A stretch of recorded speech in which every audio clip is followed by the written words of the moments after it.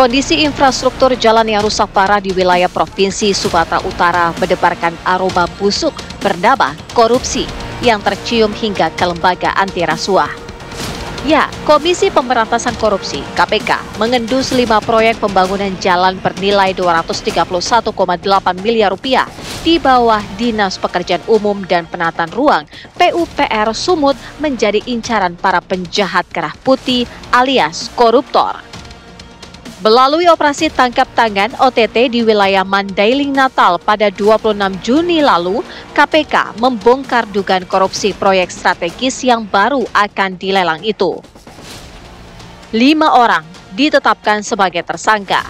3 orang merupakan aparatur sipil negara atau ASN dan 2 orang pihak swasta.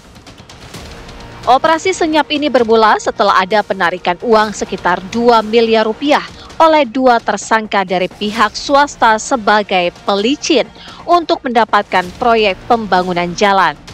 Ini adalah sejumlah 231 juta yang merupakan bagian dari 2 miliar.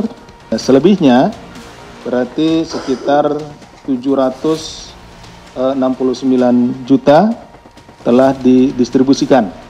Dan tentunya ini juga kami sedang mencari dan mengikuti kemana saja uang tersebut didistribusikan. Kami berkoordinasi dan bekerja sama dengan stakeholder lain, dalam hal ini PPATK. Selain 5 tersangka yang telah digelandang ke Gedung Merah Putih, lantas siapa lagi yang diduga terlibat praktik kotor itu? Tentunya kami akan terus menggali karena tentunya nilai tadi 231,8 miliar itu nilai yang sangat besar dan ini tentu pembagiannya akan ke beberapa tempat yang nanti kita tentunya akan dalami. Salah satu tersangka yang mendapat sorotan tajam adalah Topan Obaja Putra Ginting yang saat OTT menjabat sebagai Kepala Dinas PUPR Sumut. Keterlibatan Topan sontak membuat nama atasannya yaitu Gubernur Sumatera Utara Bobi Nasution itu ikut dipertanyakan.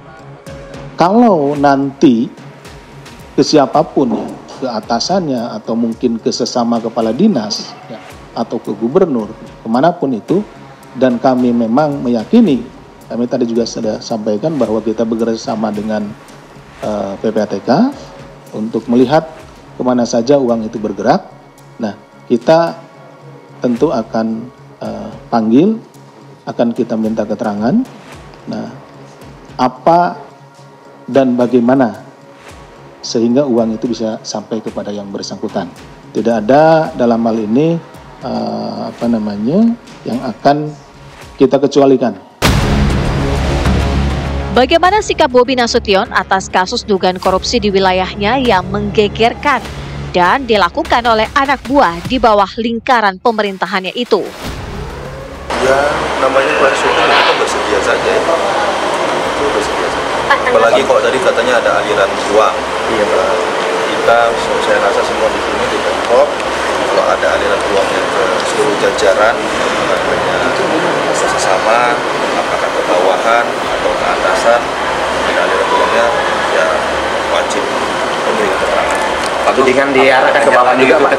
Tudingannya Bapak panjang, Pak. Tetap dikerjakan. Pak, katanya tudingannya kan ada aliran juga kepada gubernur. Bapak menolak seperti apa pernyataan tudingannya? Dan dihukum aja nanti. Pak Topan sendiri dilakukan dulu seperti apa, Pak? Ya pasti. Saudara Pak Topan akan memberi bantuan hukum, Pak.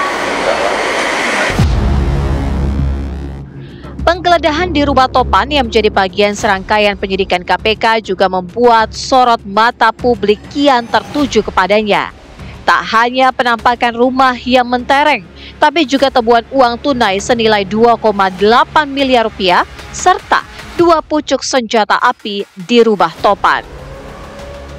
Perkara ini masih akan terus berkembang karena temuan-temuan dari penggeledahan tersebut mengkonfirmasi apa yang telah KPK sampaikan sebelumnya, bahwa apa yang ditemukan dalam kegiatan tangkap tangan ini adalah awal pintu masuk bagi KPK kemudian untuk melihat proyek-proyek lainnya yang dilaksanakan di wilayah Sumatera Utara.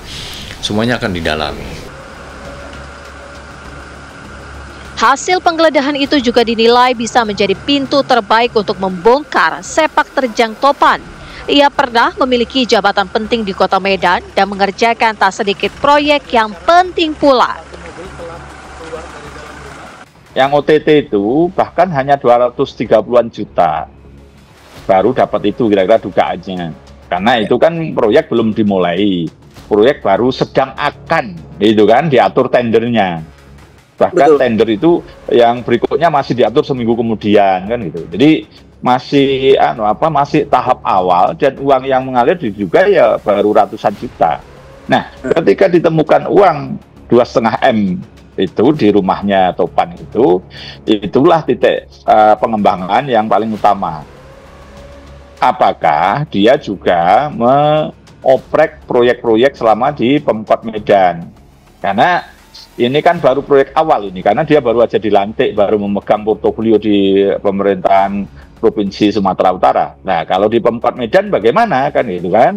Ya, yang pasti dalam penanganan perkara tindak pidana korupsi harus memperhatikan waktu juga ya, momentum, kecepatan ya, karena bisa saja bukti-bukti untuk menyeret tersangka sampai kepada ruang persidangan dan memutusnya bersalah berdasarkan 2 alat bukti itu bisa kemudian hilang di depan mata KPK kalau tidak segera diproses secara cepat tadi ya. Tapi di sisi yang lain juga dalam penanganan perkara tindak pidana korupsi, khususnya dalam lingkup birokrasi dan juga penggunaan anggaran, saya tidak percaya bahwa itu hanya terjadi pada satu orang saja. Dalam hal ini misalnya Topan Ginting tadi, sangat mungkin ada keterlibatan pihak-pihak lain.